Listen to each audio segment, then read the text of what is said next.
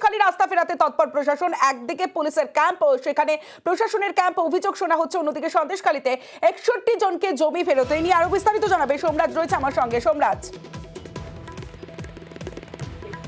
জনকে দিয়েছে রাজ্য প্রশাসনের তরফে। জমি নিয়ে অভিযোগ উঠেছিল, জমি দখল করা হয়েছে, শেখ শাহজাহান ও তার ঘনিষ্ঠ কয়েকজন নেতার বিরুদ্ধে অভিযোগ উঠেছিল। তারপরেই যখন রাজ্য সরকারের তরফে ক্যাম্প চালু করা হয়, সেই ক্যাম্পে অভিযোগ আসে। সেই অভিযোগগুলি তারপর নিষ্পত্তি করা শুরু করে রাজ্য প্রশাসন, এবং তারপরেই 61 জনকে জমি ফেরত দেওয়ার সিদ্ধান্ত নিয়েছে। ইতিমধ্যেই তাদেরকে জমি ফেরতও দিয়ে দেওয়া হয়েছে। 22 থেকে 24 ফেব্রুয়ারি পর্যন্ত যে জমি ফেরতের তালিকা যা আমাদের হাতে এসেছে, সেখানে স্পষ্টই দেখা যাচ্ছে যে প্রত্যেক জমি প্রাপকই সন্দেশখালীর এলাকার বাসিন্দা, এবং তাদের জমির পরিমাণ কত, তাদের নাম কি, ঠিকানা কি, বিস্তারিতভাবে উল্লেখ করে দেওয়া হয়েছে সেই তালিকায়। মোট 61 জনকে জমি ফেরত দেওয়া হলেও, যেটা রাজ্য প্রশাসন সূত্রে খবর, সেই সংখ্যা আরো বাড়তে পারে। বেশ, সন্দেশখালীতে 61 জনকে জমি ফেরত সরকারি শিবিরে অভিযোগ পেয়ে তদন্ত প্রশাসনের। সরাসরি চলে যাব সন্দেশখালী থেকে, রয়েছে আমার প্রতিনিধি উজ্জ্বল, রয়েছে উজ্জ্বলের সঙ্গে কথা বলবো। উজ্জ্বল, এই যে 61 জনকে জমি ফেরানো হলো, কি বলছেন জমি ফেরত পাওয়ার পর? দেখো বেশ কিছুদিন ধরে নিজেদের জমি দখল করে নেওয়া হয়েছিল, চাষের জমি। সেখানে নোনা জল তুলে সেখানে ভেড়ি করে মাছ চাষ করা হচ্ছিল।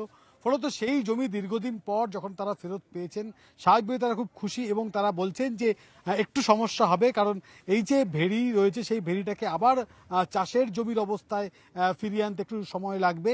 কিন্তু তারা সেই আবার ধান চাষই তারা করতে চান, সেইখানে আবার নিজেদের জমিতে নিজেরা চাষ করতে পারবেন। এটা থেকে তারা অনেকটাই খুশি, যেহেতু ওখানে অনেকগুলো জায়গার অনেকের জমি একসঙ্গে নিয়ে একটা বড় চাষের জমি রয়েছে। ফলত এই প্রত্যেকে যখন জমিগুলো ফেরত পাচ্ছে, প্রত্যেকেই নতুন করে উদ্যোগ নিচ্ছেন সেই জমিটা কত দ্রুত আগের অবস্থায় ফিরিয়ে নিয়ে আসা যায়, এবং আবারও তারা যাতে ধান চাষ করতে পারেন। ফলত এখানে গিয়ে প্রত্যেকটা মানুষের মধ্যে কিন্তু আমরা দেখতে পাচ্ছি তারা খুবই খুশি রয়েছে। এখন যে জায়গাটায় জল রয়েছে এখনো পর্যন্ত, সেখানে শেষ মাছ তুলে নেওয়ার যে কাজ, সেটা তারা শুরু করে দিয়েছেন। কিন্তু আগামী দিনে সেখানে আবারও যাতে ধান চাষ করা যায়, সেদিকে কিন্তু এখন তারা সেই কাজ নতুন উদ্যমে শুরু করবেন বলেই ইতিমধ্যে জানিয়েছেন তারা। বেশ উজ্জ্বল, যারা দীর্ঘদিন ধরে যাদের জমি ছিনিয়ে নেওয়া হয়েছিল, যাদের জমি জোর করে কেড়ে নেওয়া হয়েছিল, তারা দীর্ঘদিন পর জমি ফেরত পেয়েছেন। স্বাভাবিকভাবেই খুশি এই 61 জন। জমি ফেরত পেয়েছেন? হ্যাঁ পেয়েছি। কোন জমিটা আপনার?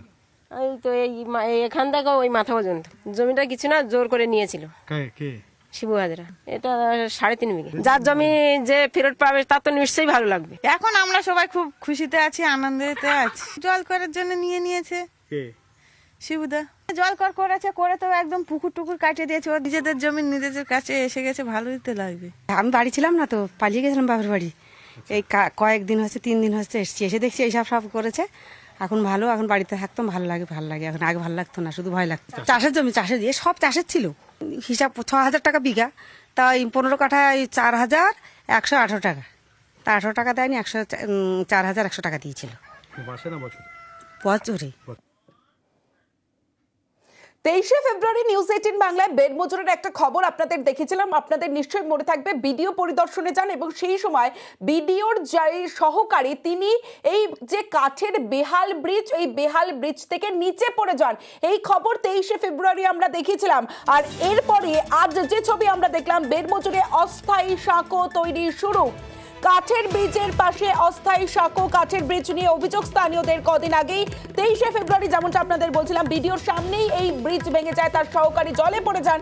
বাঁশ দিয়ে অস্থায়ী সাঁকো এবার তৈরি করা হচ্ছে ঠিক এই কাঠের ব্রিজের পাশেই। অমিত রয়েছে আমার সঙ্গে, সরাসরি অমিতের সঙ্গে কথা বলবো। অমিত, মানে দীর্ঘদিন ধরে তো এই ব্রিজটার বেহাল দশা, সেটা স্থানীয়রাও বলেছিলেন। অবশেষে এই যে পাশে অস্থায়ী ব্রিজ হচ্ছে, এতে কি খুশি, নাকি তারা চাইছেন যে স্থায়ী সাঁকো হোক, মানে স্থায়ী ব্রিজ হোক?